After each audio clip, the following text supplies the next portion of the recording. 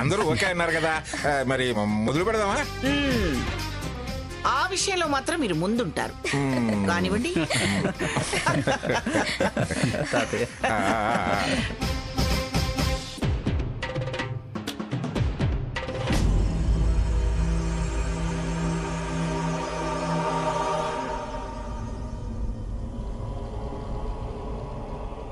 ఒరే, ఈ సంతోషమేరా నాకు ఆయుష్ పెంచేది.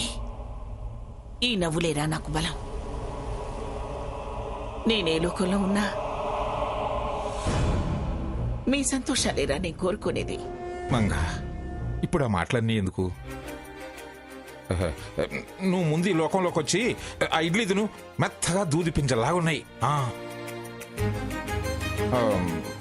అదే ఇప్పుడే అంతా ఆనందంగా ఉండాలి అన్నావు. తూచి నీ కోపం నా మీద చల్లదు.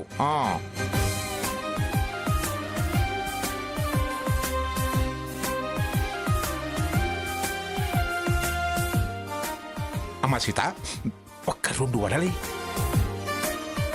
సీత, వెళ్ళి వేయింగ్ మిషన్ పట్టరా.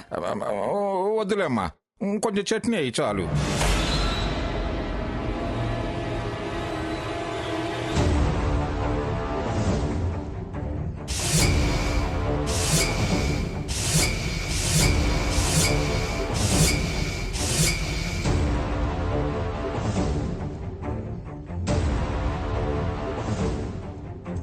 అక్కంత ముభావంగా మౌనంగా ఉందేంటి?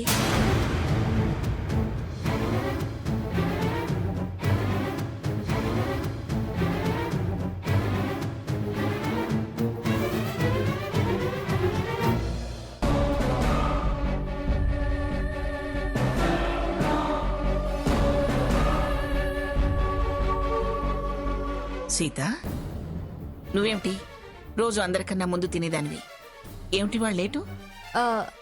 నాకు పెద్దగా ఆకలి అనిపించటం లేదు అమ్మమ్మగారు, సహించటం లేదు. కడుపులో బిడ్డ కోసమైనా కాస్త తినాలి. మెల్లగా తిను.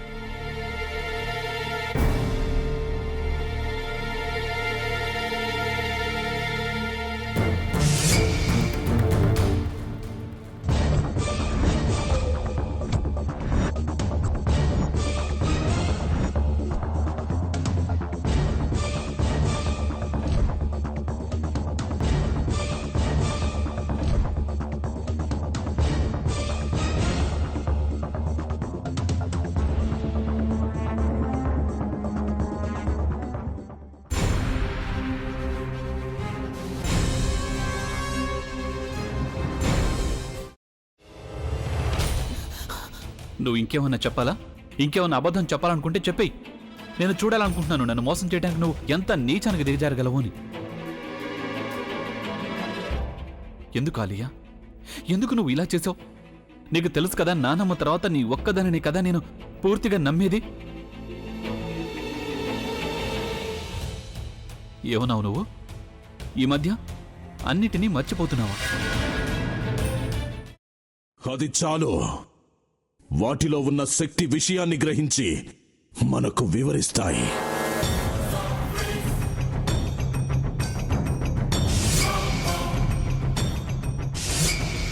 ఎవరు ఆ దండ విప్పొద్దు, గది తలుపులు తెరవద్దు.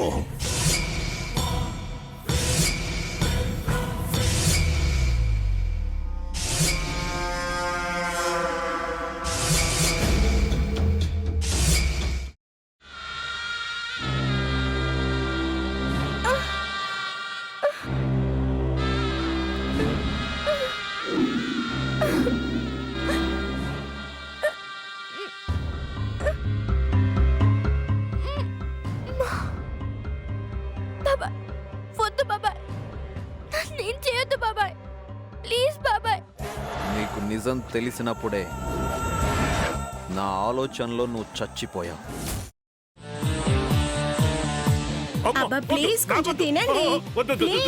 భీమారావు గారు, మీరా?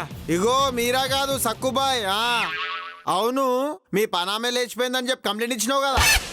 రేయ్, ఆయన కంప్లైంట్ ఇచ్చింది లేచిపోయిందని కాదు, కనిపించడం లేదు అని. అట్లానా?